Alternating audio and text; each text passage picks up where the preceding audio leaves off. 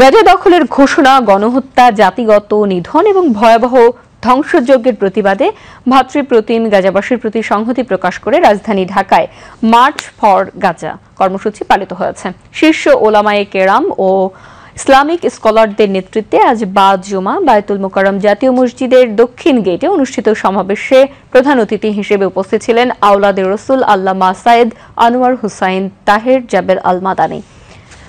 এ সময় বাংলা, আরবি ও ইংরেজি ভাষায় ঘোষণাপত্র ও অঙ্গীকারনামা পাঠ করা হয়। সমাবেশে মুসলিম উম্মাহ নেতৃবৃন্দকে ঐক্যবদ্ধ হয়ে ফিলিস্তিনকে বাঁচাতে ইসরায়েলের বিরুদ্ধে অবস্থান নিতে আহ্বান জানিয়ে আন্তর্জাতিক সম্প্রদায় ও জাতিসংঘের প্রতি অবিলম্বে গাজা গণহত্যা বন্ধ নিশ্চিত করা সহ কয়েকটি দাবি জানানো হয়। অনুষ্ঠানে বক্তারা ইসরায়েলি কোম্পানির সঙ্গে চুক্তি বা বাণিজ্য বন্ধ, গাজায় ত্রাণ সহায়তা পাঠানো ও পাঠ্যপুস্তকে ফিলিস্তিন ও আল আকসার ইতিহাস অন্তর্ভুক্ত করা সহ অন্তর্বর্তীকালীন সরকারের কাছে 5টি দাবি জানান।